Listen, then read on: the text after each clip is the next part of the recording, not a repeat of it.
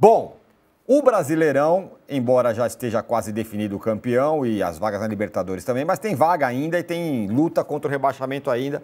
Ele chega à penúltima rodada com 10 times ainda correndo algum risco de rebaixamento. Você está vendo a tabela aí. E temos as porcentagens de possibilidades de rebaixamento. Olho na tela. Sport e Juventude já caíram, né? O Fortaleza tem quase 70%, 69,5%, Santos 51,4%. Já foi mais de 90%.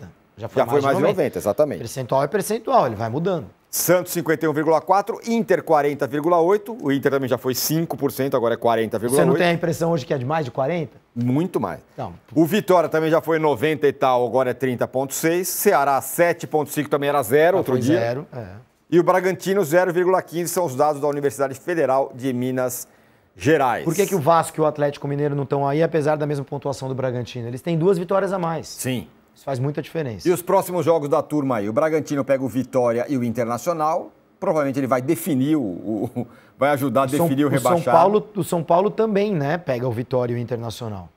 O São Paulo também pega o Vitória e o Inter. Aliás, na verdade, pega o Vitória e o Internacional. Também vai ajudar a definir o rebaixado aí. Ceará tem um trabalho árduo, pega o Flamengo agora, o jogo do título provavelmente, mas depois pega o Palmeiras. Vai saber como vai estar o Palmeiras lá, já de férias, sei lá.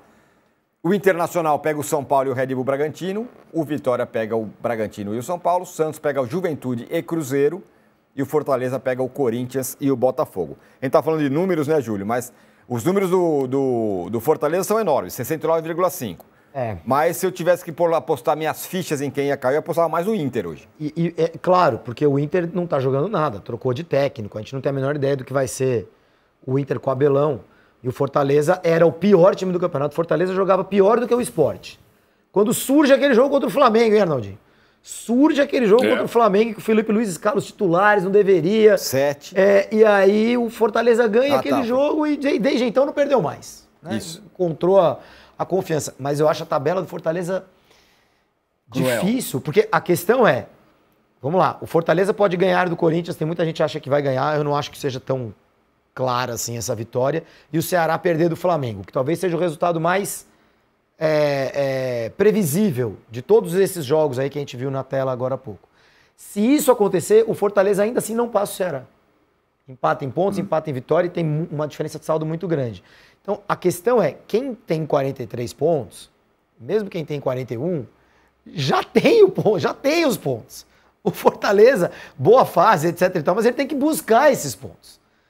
Tem que ir lá e tem que ganhar do Corinthians, tem que ganhar do Botafogo. Não são jogos fáceis. Por isso que o percentual do Fortaleza é tão grande. E aí, Arnaldo? Eu acho, concordo com o Júlio, né? O Fortaleza está nessa há algum tempo, não tem margem de erro, está conseguindo mais do que a gente esperava, mas ainda é muito difícil, né? Até porque talvez o último jogo, esse contra o Botafogo no Rio, seja o jogo mais difícil entre essa turma que está aí embaixo aí, fora os jogos do Ceará, ou o jogo do Ceará com o Flamengo, vai. E aí que eu pego, né?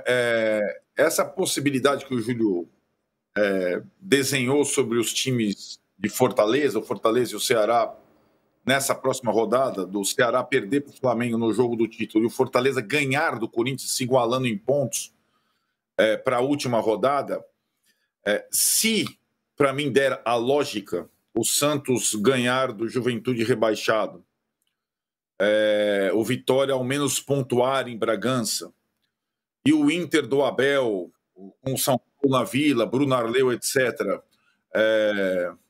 passar pelo São Paulo ou empatar com o São Paulo, eu não acho difícil que aconteça uma dupla queda dos times do Ceará na última rodada.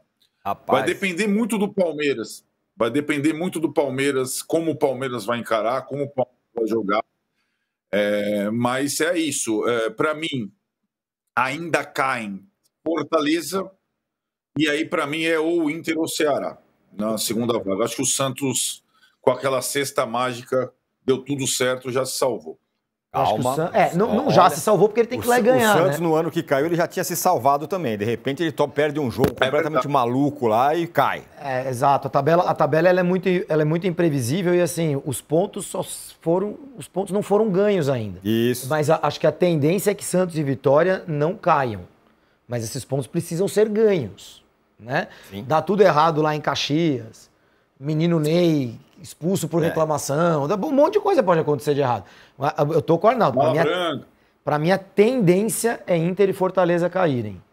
A tendência, mas... Arnaldo, você não está aqui no estúdio, mas eu estou vendo aqui pessoalmente o Júlio Gomes, que não suporta os pontos corridos, como brilha os olhos dele quando ele fala, não, vai perder aqui, vai ganhar aqui. No fim, ele gosta, claro. mas ele não ele acha que o problema é que você tem que ficar aguentando 35 rodadas para chegar nessa, entendeu? Ele gosta, mas ele acha que ele não gosta, mas ele gosta. 360 jogos para chegar nesse momento. O menino Ney, porque não sei o quê, enfim.